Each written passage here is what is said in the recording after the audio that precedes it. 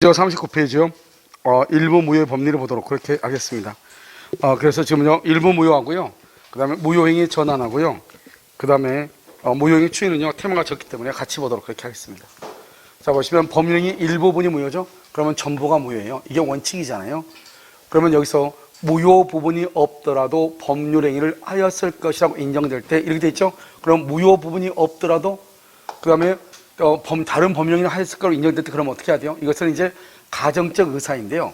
그러면 이것이 무효 부분하고 무효 부분이 아닌 부분하고 나눌 수가 있어야 돼요? 없어야 돼요?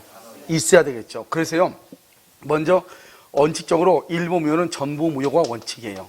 전부 무효인데요. 만약에 일부는 무효로 하고요. 나머지 일부는 뭘 할 수 있다? 유효로 할 수 있다. 이 말이죠.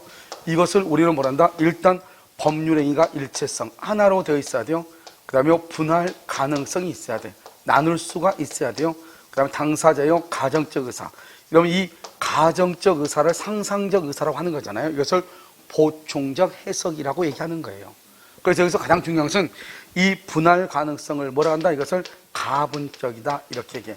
만약에 불가분이잖아요. 그럼 나눌 수가 없으면 일부는 무효로 하고 일부는 유효로 한다. 이런 말이 나올 수가 있어요? 없어요? 없잖아요. 그래서 가분적 이 말이 가장 중요하고요. 그런데요, 이 무효란 말을 취소로 바꿔. 취소로.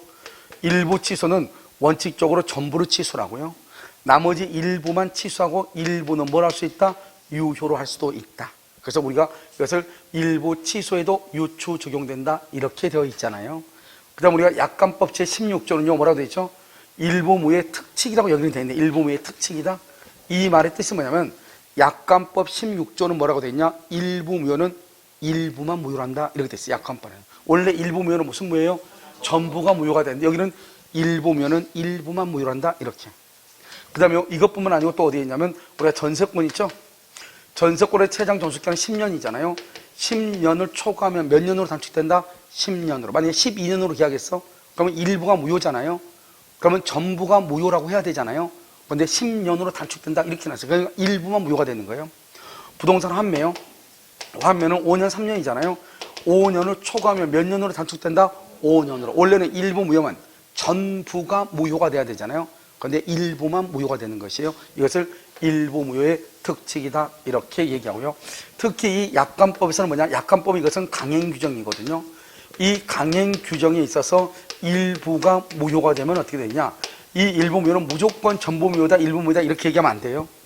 이렇게 일부가 강행 법규가 일부가 무효면 그럼 어떻게 되냐면 먼저 법 규정을 보라면 그 법에 뭐라고 되어 있나? 근데 약관법은 뭐라고 했죠? 약관법은요 뭐라고 되어 있어요? 일부만 무효로 한다 이렇게 되어 있잖아요. 근데 만약에 약관법에 법 규정이 없다. 그럼 어떻게 할까? 법 규정이 없다. 아무런 규정이 없잖아요. 그러면 137조가 적용이 돼. 137조가 뭐죠? 일부 무효는 무슨 무효다? 전부 무효. 그래서 전부 무효로 가는 거예요. 아시겠죠? 그래서 이것만 이런 보시면요. 되는 것이고요. 자, 지금부터 이제 한번 보시죠. 지문을요. 자, 토지거래 허가구역, 여기 한번 봐봐요. 이제 우리가 방금 토지거래 허가구역을 이런 봤잖아요. 그럼 봐. 여기 토지거래 허가잖아요. 이건 허가구역 내 토지 위에 지금 뭐가 있죠? 건물이 이렇게 있잖아요. 그럼 이러면 어떻게 돼? 허가구역 내 토지 위에 건물이 있죠. 그런데 이것을요, 일괄하여 의리에 있어서 의리 두 개를 한꺼번에 다. 그러니까 지금 허가를 받을 때 토지만 허가를 받아야 돼요? 건물까지 같이 허가를 받아야 돼요? 그럼요, 우리 네가 있으면 생각을 한번 해봐. 내가 지금 무슨 거래라고 그랬죠? 지금 무슨 거래? 토지 거래니까 토지만 허가를 받아야죠. 그러면 건물도 허가를 받으면 부동산 거래라고 했겠죠. 토지 거래니까 토지만 허가를 받고 건물 허가를 받지 않는 거예요. 그러니까 건물은 허가를 받지 않아도 되니까 일괄하여 매수하면 건물은 무조건 유효가 되는 거예요. 그런데 만약에 토지 허가가 없다? 그럼 이건 뭐가 돼요? 무효가 되는 거죠. 됐죠? 두 개를 한꺼번에 샀는데 토지는 무효고 건물은 유효죠? 일부 무효죠? 일부 무효는 무슨 무효다? 전부 무효죠. 그러니까 전부 무효니까 토지에 대한 허가가 있기 전까지는 건물에 대해서 등기를 청구를 못하는 거예요. 일부 무효는 무슨 무효니까? 전부 무효니까. 그래서 여기 보면 일괄하여 매매를 했다. 그런데 토지에 대한 허가가 있기 전 그러면 일부 무효잖아요. 그럼 여기 건물만 등기를 청구를 못하는 거예요. 일부 무효는 무슨 무효니까? 전부 무효니까 이렇게 얘기하는 거예요. 자, 일부가 무효죠? 전부를 무효로 한다. 이렇게 됐죠 지금?